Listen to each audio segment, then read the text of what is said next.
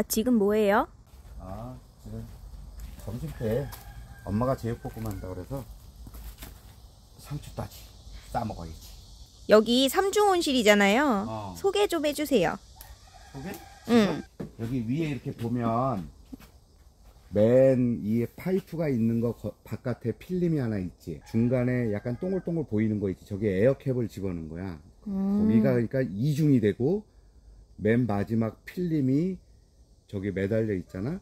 삼중운실이 되는 거야. 옆에는 이제 개폐 비닐도 바깥에 중간에 3중으로 해놨고 치마 비닐도 3중으로 해놨어. 이거 그럼 설치는 어떻게 해요? 설치는 정말 간단한데 휘어진 파이프를 석가래 파이프라고 해. 네. 석가래 파이프에 3점을 정해서 적당한 간격 표시를 하고 조화락을 먼저 설치를 해놔.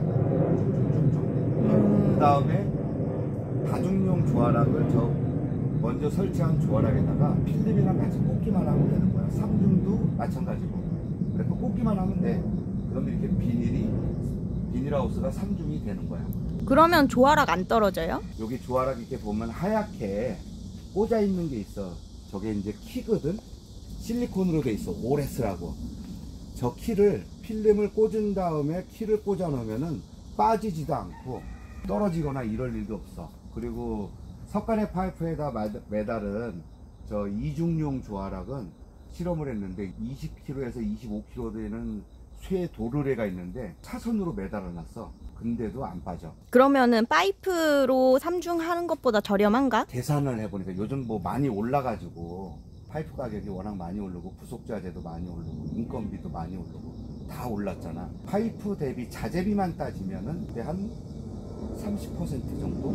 그 정도면은 충분해. 3중까지. 그러니까 이 육묘장이라는 게 있어. 발화시켜서 이렇게 하는데 그런 데는 뭐 4중, 5중까지 굳이 불편하게 할 건 없지만 피복 구성을 잘 해서 적정량의 빛도 들어오게 하고 또 적정량은 좀 막아주고 이렇게 해서 육묘장이라든가 이런 데도 원하는 대로 설치할 수 있기 때문에 이게 좋은 거지. 비닐이 여러 겹이면 다중온실은 빛이 좀 부족한 거 아니에요?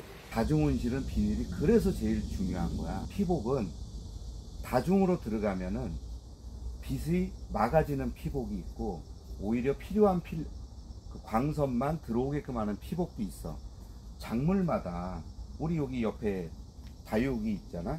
그 전에 설치했던 피복은 자외선 차단이 너무 많이 되는 피복이다 보니까 색깔이 안 나오다가 이제 자외선 부분을 갖다 좀 계산해 갖고 다시 넣으니까 색깔이 다시 이제 올라오기 시작해서 불과 며칠 만에 이제 다시 올라오는데 이런 것들을 갖고 계속 테스트해서 작물과 피복과의 그 관계를 좀 정리를 해서 어떤 작물은 어떤 피복, 어떤 작물은 어떤 피복을 이렇게 구성해서 쓰는 게 제일 좋지. 근데 여기가 다른 온실에 비해서 엄청 덥진 않은 것 같은데. 농산물을 생산하다 보면 비닐하우스에 요즘에 많이 열장애, 이게 고온장애라고 하잖아. 온도만 갖고 얘기하는데 온도만 갖고 얘기하면 안 돼. 여기에는 온도도 중요하지만은 이 온도가 올라가게 하는 가장 큰 원인은 태양광 중에 원적외선이야. 농업 관련 전문 서적이라든가 이런 데서도 정의를 해놓은 게 근적외선은 생육에 도움을 주는 광선인데 원적외선은 열선이라고만 표현을 해. 오로지 온열 효과만 일으키는 거지. 축산 쪽하고 좀 달라 개념이.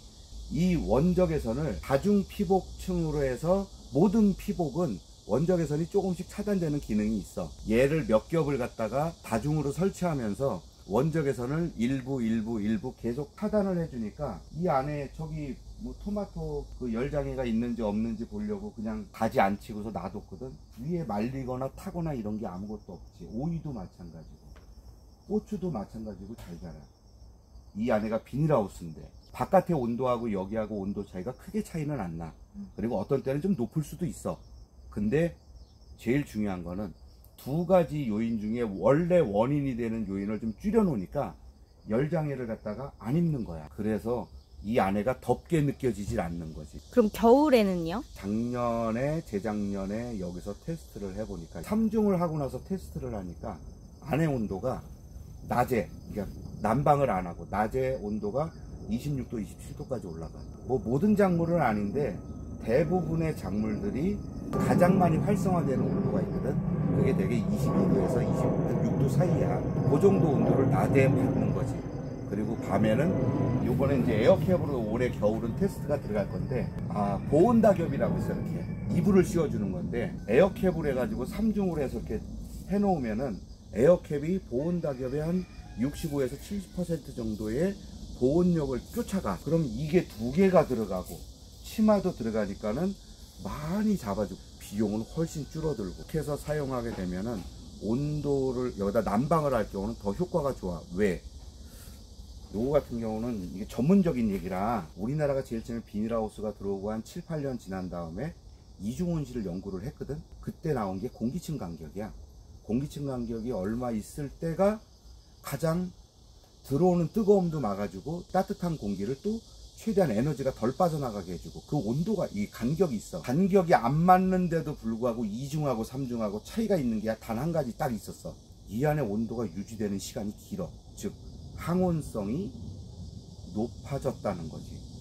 항온성이 높아지니까 이 안에다 난방을 하면은 그 온도가 오래 유지된다는 얘기 아니야, 그지? 그럼 많은 난방을 막 기름 뭐 이런 거 막 떼가지고 안 해도 적당한 양의 난방만 해줘도 유지되는 시간이 길어지니까 그 효과를 충분히 본다는 얘기죠. 에너지 절감에도 그래서 좋은 거야. 뭐 또 궁금한 거 있어? 이제 따시면 될 것 같아요. 누가 안 타면 엄마한테 수고.